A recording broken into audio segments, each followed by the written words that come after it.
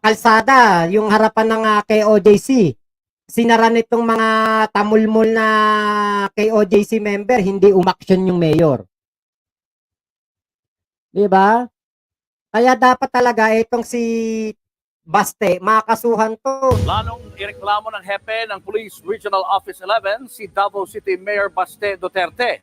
Dahil yan sa patuloy na patutsada nito sa kanya, nag-ugat sa Rigodon sa Davao City Police. Nasa frontline ng balitang yan, si Gary De Leon. Nagbabalak na raw kasuhan ni Davao Police Regional Director Brigadier General Nicolas Torre III si Davao City Mayor Baste Duterte dahil sa patuloy na patutsada nito laban sa kanya. Kasunod na nangyaring balasahan sa Davao City Police kung saan 3 beses pinalitan ng hepe nila at inalis din ang 19 na station commanders noong Hunyo. Paglilinaw ni Torre, hindi libel ang balak ng ikaso sa alkalde pero tumanggi muna siyang i-detalye ang posibleng reklamo. Hindi libel, siyempre. Hayaan mo na ako, I'm not really inclined to file libel cases against people. No, di ba? This is the beauty of democracy and sa itim kong to, sa kapal ng balat ko, hindi na ako tinatablan yan. Let's cross the bridge when it's there. Matatandang mas lumala ang away ng dalawa ng pagmumarahin ni Mayor Baste si Torre. Nagbanta pa ang alkalde na gusto raw niyang sampalin ng regional director ng Davao. Pinagkibit balikat lang ito lahat ni Torre noong una, pero pumalag na siya ng tawaging professional na sinungaling ni Mayor Baste. Matapos niyang ibunyagang umanay irregularidad sa Davao City Police, gaya ng pangmamanipula umano sa mga blotter para pagmukaing umanong mabakmen sa lungsod. On the criminal books naman, criminal law books naman, it can be a basis for perjury. Kaya nga, if you call me a liar and you have the basis for it, sabi ko abogado tatay niya tanong niya, pailan niya ako ng kaso. Kaninang hapon naman, sinagawa ni Mayor Baste ang kanyang ikalawang State of the City address sa Davao. Hindi raw nakatanggap ng imbitasyon si General Torre. Habang ang alkalde, tumanggi na munang magkomento ulit sa bangayan nila. Nagbabda mula front. Diba? Dapat itong si Baste talaga, kasuhan din. Kasi isa to sa mga nag-obstruction eh. Isa to sa mga kumukondena sa ginagawa ni General Torreng paghahalughog doon po sa loob ng KOJC. Ngayon, mayor ka. Bakit mo pinipigilan yung ginagawa ng Davao City Police, yung ginagawa ng PRO 11? Diba? Diba ikaw mayor ka, dapat ayaw mo na merong nagtatagong kriminal sa lugar mo. Bakit itong si Baste pinipigilan yung trabaho ni General Torre? Bakit pinipigilan niya ang kilos ni General Torre? Bakit? Dahil ba kaalyado mo si Kibulok? Kaibigan mo si Kibulok? Kaya ka ganyan? Diba? Hindi tama yan. Kayo ang mga pumipigil kay General Torre sa kanyang trabaho diyan. Dapat pagbayaran nyo yan. Pastor, isa rin yan si Baste, hanggang salita lang yan. Labas lahat ng baho nila, kaya galit yan. Tama. Ate Dema Ramirez, by the book si General Torre, yari ka bastos. Ay, Baste pala. Ate Matete Caro, Diyos ko, ilayo mo po si Yorme sa mga Duterte. Kikumaan, dapat ikulong na jail si Kibulok. Sana nga. Tony Santos, akala ko ba sasampalin daw ni Baste Duterte si General Torre kapag nagharap na sila. Pero nang magharap, duwag pala. Matapang lang dahil akala niya may power pa tatay niya. Bahagang buntot ni Baste, takot yan kay General Torre. Okay, Oscar Abedensya, pa-shoutout Idol Mac watching from Pagadian City. Shoutout po. Ate Ilya, tama po Lods Mac, kasuhan nila si Peste. Diba? Kuya Erwin Lasquite, shoutout. Biker NZ Vlog, naghahanap na sila ng kakampi. Baka isunod na kausapin si ano yan? Tiland siya? Sino po ba yon? Okay, Ate Matet, Makmak, solid discussion here. Di ko gusto kampo ni Duterte. Tama po. Naksu, basta may kaching-kaching, babaligtad mga yan. Digong mukhang zombie na sa tanda. mukhang zombie. Like and share daw po, sabi ni Ate Jai. Ayan. O, pa-like and share naman dun sa mga manonood po natin dyan. Baka naman po pwede. Padagdag naman po ng ating like. Libre lang naman yan, wala namang bayad dyan. 2:34 pa lang Sana naman po malike nyo itong ating live. Thank you po sa magla-like. Yun pong hindi magla-like, bahala kayo. Pag nagkapigsa kayo sa kilikili, ewan ko sa inyo, ha?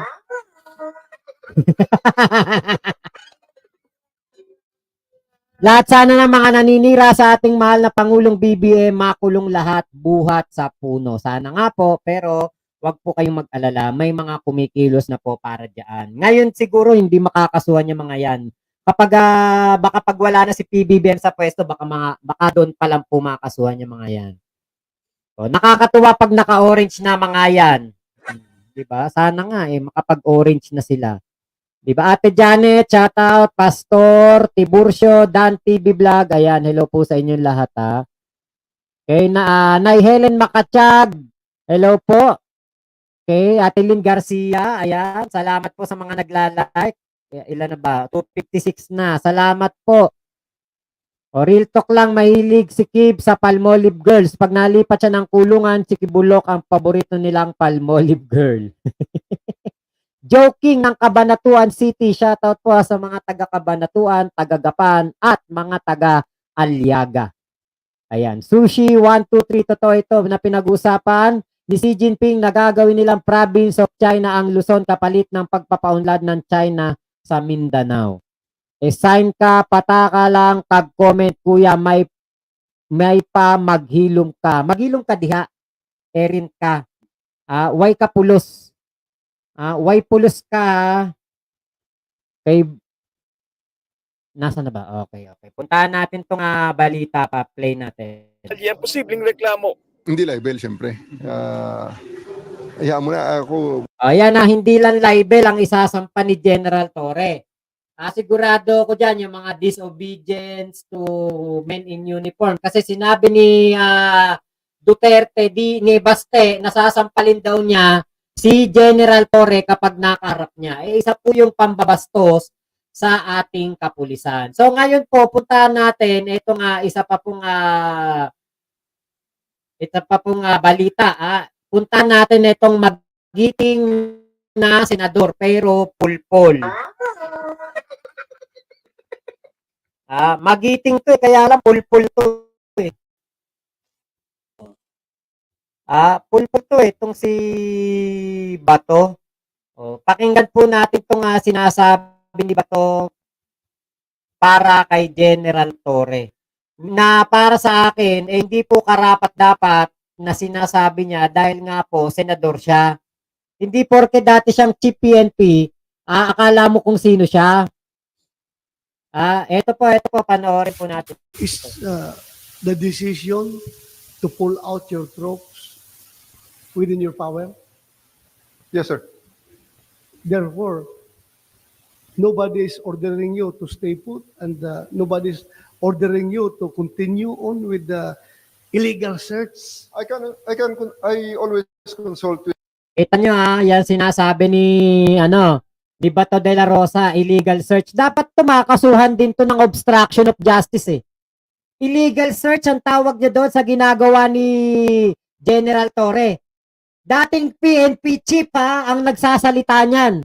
Gaano kabobo yung ganyan tao? With my superior, sir, but the ultimate decision falls into my shoulder, sir. Okay. So nakita mo na. Narinig mo na lahat. Kaming tatlo ditong senador, we're appealing to you to please give these people peace of mind. Ibalik sa kanila yung property. Hindi mo kayang gawin yan? Before I give the answer, sir, can I make my presentation so that I can comprehensively address all the issues? Mamaya. Ngayon lang, tatanungin kita, when did you present your presentation? Kasi alam mo, ganito yan, Nick, ganito yan.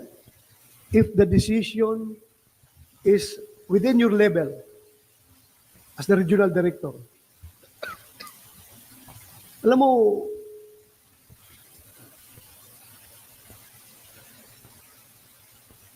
if we have a government agency under the executive branch of government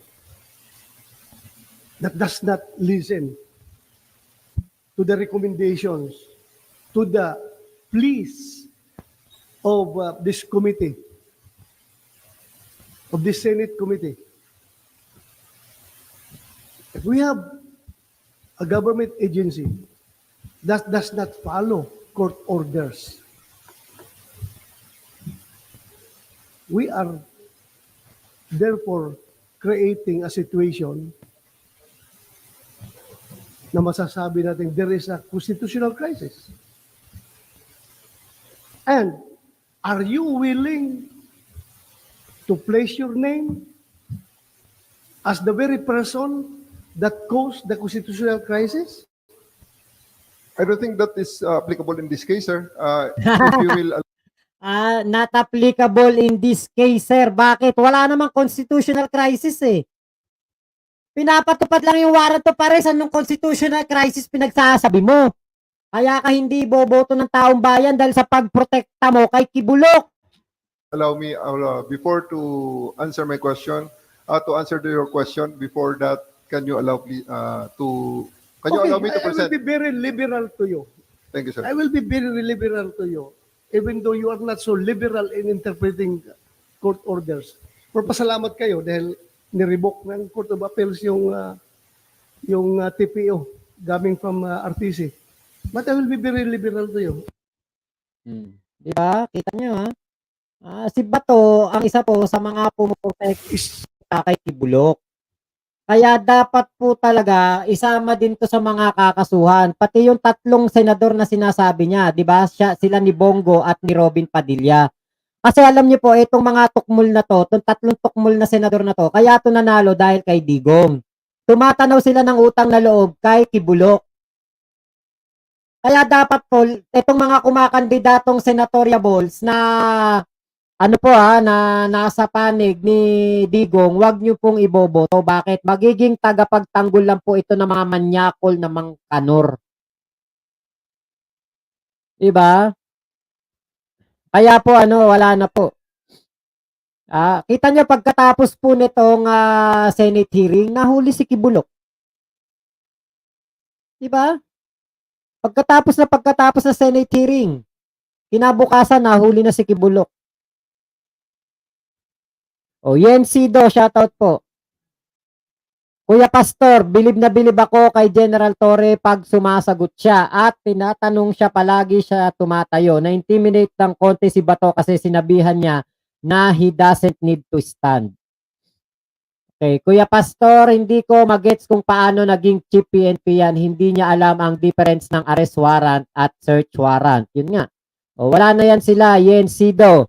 Tiburcio, darating ang panahon ni General Torre naman ang senador at si Bato ordinaryong mamamayan or ex-convict. Baka nakakulong sa ICC. Silang tatlo dapat isama sa kakasuhan, Biker and si Vlog. Senator Pancher, matatalo ka na sa eleksyon. Huwag natin iboto yan, sabi ni Ate Lynn. Watching from Kuwait, Yensido. Silvestre Domingo ng Cagayan Valley, hello po. Okay, ang hindi nag-like, magiging kamukha ni Dadang Bakulaw. Ang hindi mag-like, magkakaroon ng itim sa noo. Ay, nako. Kaya ganyan, lumala ang problema ng mga taga KOJC dahil na rin sa pagtatanggol nitong tatlong bugok na senador na to. Si Robin Padilla, si Bongo at itong si Bato de la Rosa. Isama sa pagkakaso ng obstruction of justice. Bakit? Ginamit po nila ang Senado, ang pondo ng Senado, pondo ng taong bayan, para lamang po maipagtanggol si Kibulok. Karumal-dumal po yun. Hindi po yun magandang gawain ng isang senador. Ipagtanggol mo yung demonyong tao na hindi pala natin pwedeng sabihin yun, nambubulog. Gabi-gabi, iba-iba binubulog ng mga pastoral. Tapos palalawayan pa niya sa iba yung kanyang mga pastoral kapag natipuhan ng mangkanor. mapa police official o mapa dating presidente. Papalawayan niya. Imagine niyo po kung gaano po karumal-dumal ang ginagawa na ano nito. Ginagawa nitong si Kibulok. Oh yes po, Dan Opord. Kasama yan sa mga kakasuhan. Lahat yan. Sana nga pati yung nagsabing nasa langit na daw si Kibulok kasuhan eh. Si Robby naman mukbang lang ng mukbang. Pati yung hearing nila kay Sandro Mulak, wale rin. Sushi.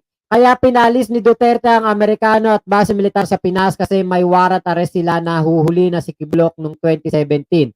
Tapos kumampi sa Duterte sa China at nagkasundo na ibenta ang Pinas. O yan. Gemma Ramirez, tama. Noto Borogo sa Senado. Okay, Pan Cabalona. Like na ako, salamat po. Okay, kasuhan nyo rin si Jason Sambungal. Kakasuhan po yan, sigurado po. O Bato, wag na po nating ibalik sa ang posisyon sa gobyerno at sinuman sa lahat ng kumakampi sa Duterte. Okay, House de Rapera. Obstruction of justice, wala bang may bayag na pwedeng magsampa ng kaso kay Boy Puncher? Walang pakundangan ang pagkampi kay Kibulok. Sana nga po makasuhan po yan. Diba? So ako po yung magpapaalam na po sa inyo sa ating live na ito. Ingat po kayong lahat. Nasan mang panig kayo ng mundo, ingat po kayong lahat sa inyong mga ginagawa. Salamat po sa inyong pagsuporta. Sana po ay ma-like po ninyo muna ang aking video bago po tayo magtapos. 296 pa lang po yung ating like. Sana po ma-like po ninyo. Jose Aragon, Bato Never. Please lang po, paki-like nyo lang po yung ating live. Salamat. Salamat Pastor Chooks to go sa lahat po ng mga tropa pips natin. Shoutout po kila Boss Mike. Shoutout sa mga taga-Japan. Kita-kits tayo dyan sa November. Ate Lynn Garcia, thank you po sa pagpunta sa aking live. Salamat po. Kita-kits po tayo dyan sa Japan sa November. Ayan. At sinabi na ni Boss Mike Cervera yung ating pagpunta dyan. Salamat po. Isa ko sa napili. Yung hindi magla-like, bibisitahin kayo ni Jason sa panaginip nyo. At siya'y bungal na bungal. Bye-bye po. Salamat po sa inyo lahat. Ingat po kayo. Thank you po. Salamat po. Okay, babalik po ako ng live maya-maya lang po. Salamat po sa inyo.